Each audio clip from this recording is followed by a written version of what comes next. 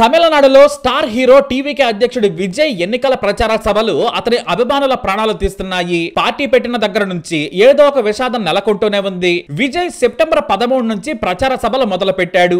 అది కూడా శనివారాల్లోనే ప్రచారం చేస్తానని చెప్పాడు. అది మళ్ళీ సాయంత్రం పూట, అంటే ఆ తర్వాత రోజు సండే కాబట్టి జనం తెగ వస్తారనేది ఆయన ఆలోచన. అయితే విజయ్ కున్న ఫాలోయింగ్ కి ఎక్కడైనా ఎప్పుడైనా అభిమానులు వస్తారు. ఎందుకంటే ఫ్యాన్స్ గుడ్డి వాళ్లే కాదు, వెర్రి వాళ్ళు కూడా. ప్రాణాలకు తెగించి మరి హీరోల సినిమాలను చూడాల్సిన అవసరం లేదు.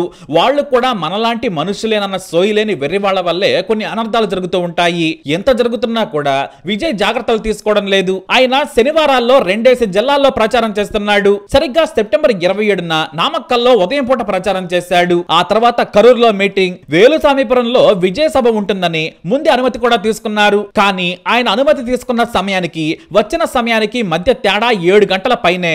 విజయ్ వ్యక్తిగత టీం మధ్యాహ్నం 12 గంటల వరకే వస్తాడని ప్రచారం చేశారు. అయితే అభిమానులేమో ఉదయం 10 గంటల నుంచే రావడం మొదలు పెట్టారు. కానీ ఆ తర్వాత విజయ్ ఎంతసేపటికి రావడం లేదు. అభిమానులు ఇక్కడ కదలడం లేదు. అదిగో వస్తున్నాడు, ఇదిగో వచ్చేస్తున్నాడంటూ రాత్రి వరకు అభిమానుల జీవితాలతో ఆడుకున్నాడు విజయ్. వాస్తవానికి చెప్పిన సమయం కంటే ఆలస్యంగా రావడం మన దేశంలో ఓ దరిద్రపు ట్రెండ్. విజయ్ కూడా అదే వంట పట్టించుకున్నాడేమో. రాత్రి 7 గంటలకు విజయ్ సభాస్థలికి వచ్చాడు. ఆయన బౌన్సర్లు ఫ్యాన్స్ ని మనుషుల్లా కాదు కుక్కల్లా నెట్టేస్తూ వచ్చారు.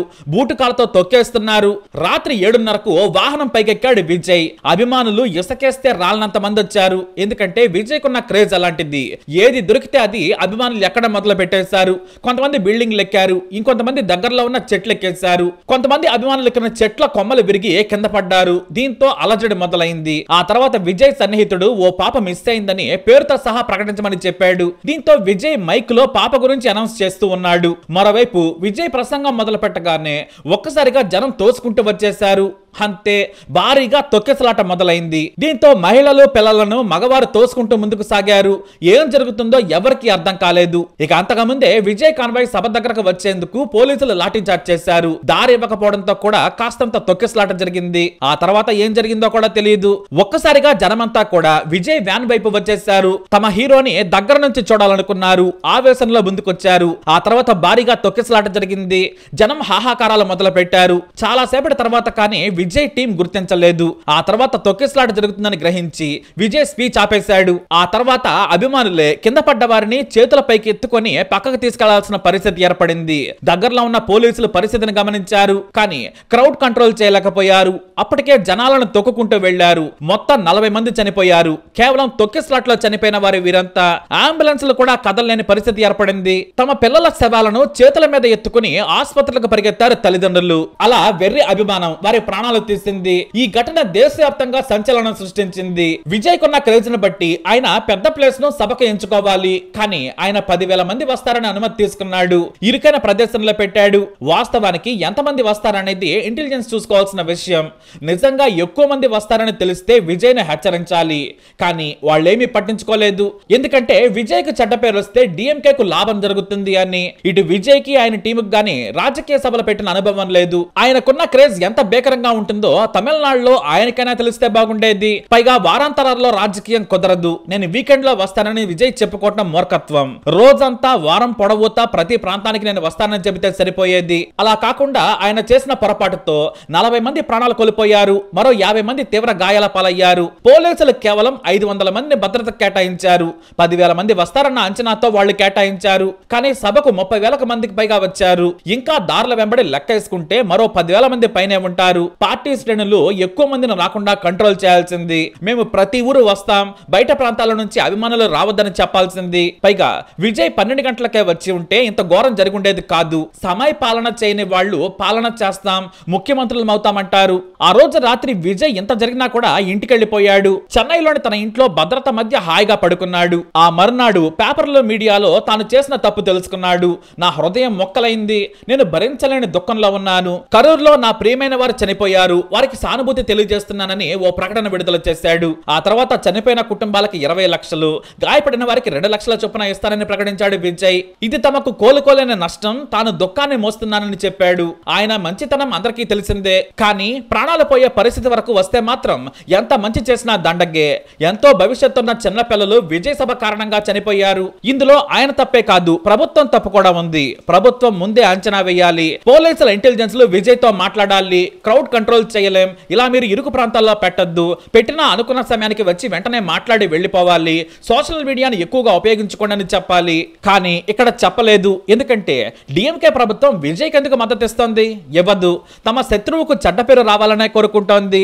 మొత్తంగా పోలీసుల వైఫల్యం, విజయ్ అనాలోచిత నిర్ణయం మనుషుల ప్రాణాలు తీసింది. ప్రగాఢ స్థానభూతులు లక్షల ప్రాణాలు తీసుకురావు. కానీ విజయ్ కు డిఎంకే నేత సీఎం స్టాలిన్ స్ట్రోక్ ఇచ్చారు. కరూర్లోని పరిస్థితి నాకు ఆందోళన కలిగిస్తోంది. కరూర్లో సాధారణ పరిస్థితులు వచ్చే వరకు పోలీసులు జాగ్రత్తగా ఉండాలని సీఎం స్టాలిన్ సూచించారు. ఆ తర్వాత ఆసుపత్రికి వెళ్లి బాధితులను స్టాలిన్ పరామర్శించారు. మృతులకు 10 లక్షలు, క్షతగాత్రులకు 1,00,000 చొప్పున పరిహారం ప్రకటించారు. అంటే విజయ్ ని మొత్తానికి వెర్రి పాపన చేసేశారు సీఎం. నిజమైన రాజకీయ దెబ్బలు ఇలాగే ఉంటాయి. మరి విజయ్ చేసిన పాపానికి మేము కూడా మీకు అండగా ఉన్నామని డిఎంకే అధినేత స్టాలిన్ తమిళనాడు ప్రజలకు సెంటిమెంట్ తో పొలిటికల్ దెబ్బ కొట్టారు. అలా అసలైన పొలిటికల్ పర్చింది డిఎంకే. విజయ్ చేసిన తప్పును రాజకీయంగా వాడుకుంటోంది. పోలీసులు విజయ్ పై కేసు నమోదు చేశారు. ఎఫ్ఐఆర్ లో సంచలన విషయాలను రాశారు. ఎందుకంటే విజయ్ పోలీసుల అనుమతి తీసుకుంది ఉదయం 9 గంటలకి. భారీగా జనం వచ్చేశారు. ట్రాఫిక్ స్తంభించింది. మొత్తం కరూరు విజయ్ అభిమానులతో నిండిపోయింది. విజయ్ మాత్రం ఉదయం బ్రేక్ఫాస్ట్ లంచ్ చేసుకుని వేరే మీటింగులు చూసుకొని రాత్రి 7 గంటలకు వచ్చాడు. దానివల్ల ప్రజలు అలసిపోయారు. నీళ్లు ఆహారం కూడా లేవు. జనం రావాలి, తన క్రేజ్ ప్రత్యర్థులకు తెలవాలన్న ఉద్దేశంతోనే కావాలని ఆలస్యంగా వచ్చాడనేది డిఎంకే మాట. ఎఫ్ఐఆర్ లో కూడా అదే ఉంది. విజయ్ కావాలని ఆలస్యంగా వచ్చాడు. విజయ్ షెడ్యూల్ కు భిన్నంగా సభలు పెట్టాడు. ట్రాఫిక్ స్తంభించింది. చిన్నపిల్లలు, స్కూల్స్, ఆసుపత్రులు, వ్యాపారాలు, ఇలా ప్రతి వర్గం ఆయన నిర్లక్ష్యం కారణంగా అంతరాలు ఏర్పడ్డాయి. అనుమతి లేని చోట ఆయన ఆగాడనేది పోలీసుల మాట. 7 గంటలకు విజయ్ రావడంతో తాము జనాలను కంట్రోల్ చేయలేకపోయాం. కనీసం విజయ్ టీం కానీ విజయ్ కానీ అభిమానులకు మంచినీళ్లు కూడా ఏర్పాట్లు చేయలేదు. ఇక భోజనాల సంగతి దేవుడెరుగు, ఇష్టారీతన వ్యవహరించారని పోలీసులు రిపోర్ట్ లో రాసుకొచ్చారు. అయితే డిఎంకే అధినేత ఆసుపత్రికి వెళ్లి వచ్చిన తర్వాత విజయ్ టీం కు ఇంకా దెమ్మ తిరిగిపోయింది. ఆ రోజు విజయ్ బస్ ఎక్కగానే కరెంటు తీసేశారు, అందుకే తొక్కిసలాట జరిగిందని టీవీకే పార్టీ ప్రభుత్వాన్ని విమర్శించింది. కానీ విద్యుత్ సంస్థ మాత్రం కాసేపు కరెంటు తీయాలని కోరింది. కానీ మేము కరెంటు తీయలేదు, విజయ్ ఏర్పాటు చేసుకున్న జనరేటర్లు సరిగ్గా పనిచేయలేదని విద్యుత్ సంస్థ ఆరోపణలు చేసింది. అసలు విజయ్ టీం కరెంట్ ఎందుకు తీయమని చెప్పిందనేది ఎవరికి అర్థం కాని ప్రశ్న. ఇక ప్రభుత్వం జ్యుడిషియల్ ఎంక్వైరీకి ఆదేశించింది. ఏదో జరిగిపోతుందని హీరో విజయ్ అయితే భయపడ్డాడు. వెంటనే హైకోర్టును ఆశ్రయించేశాడు. తమ మీటింగ్ పై ఏదో కుట్ర కోణం ఉంది, తమకు చెడ్డ పేరు రావాలని కుట్ర చేశారు, స్వతంత్ర దర్యాప్తు చేయాలని హైకోర్టులో పిటిషన్ వేశారు హీరో విజయ్. అయితే విజయ్ కు రాజకీయ ఆలోచనలు, ప్లానింగ్ మొదటి నుంచి ఉన్నాయి. తాను ఇంటి నుంచి సైకిల్ మీద వెళ్లి ఓటేసి వస్తాడు. పోలీసులకు సమాచారం ఇవ్వకుండా రాత్రి సమయాల్లో బైక్ మీద అభిమానులు ఇంటికి వెళ్తాడు. ఇలా 1 కాదు 2 కాదు, బాధ్యతారహితంగా ఎన్నోసార్లు విజయ్ వ్యవహరించాడు. ఇక తన అభిమాన సంఘాలను కూడా రెచ్చగొట్టేలా ఎంకరేజ్ చేస్తూ ఉంటాడని కూడా రూమర్ ఉంది. ఒక హీరో అభిమాన సంఘాలను తన సొంత సంస్థలా పెంచి పోషిస్తూ ఉన్నాడు. తన హీరోయిజాన్ని వాడుకుంటూ ఒక్కో మెట్టు ఎక్కుతూ ఇలా రాజకీయ పార్టీ పెట్టే వరకు ఎదిగాడు. ఈ రోజు కోసం ఆయన 25 ఏళ్ల సినిమా కెరీర్ ను వాడుకుంటున్నాడు. అభిమాన సంఘాలు, సాయం పేరిట స్టంట్లు, ఇలా ఒకటేంటి ఎన్నో చేసి పార్టీ పెట్టాడు విజయ్. ఆయనకున్న క్రేజ్ కి ఓట్లుగా మారితే మాత్రం కళ్ళు మూసుకొని ముఖ్యమంత్రి అయిపోతాడు. కానీ రాజకీయం వేరు, సినిమా హీరో అవడం వేరనేది తెలుసుకోవాలి. ఎందుకంటే అవతల వైపు ఉద్దండుడైన స్టాలిన్ ఉన్నారు. కాబట్టి విజయ్ జాగ్రత్తగా అడుగులేయాలి. అలా వేయక ముందే తనకి, తన పార్టీకి, తన అభిమానుల శవాల రక్తం చేతికంటించుకున్నాడు. ఇక నుంచైనా బాధ్యత, క్రమశిక్షణతో ఆయన ముందుకు సాగాలి. లేదంటే సినిమా హీరో లాగే ఉంటాను, తొడలు కొట్టేస్తాను, ఇష్టం వచ్చినట్లు చేస్తానంటే మెల్లిగా తాను తీసుకున్న గోతులే తానే పడతాడు.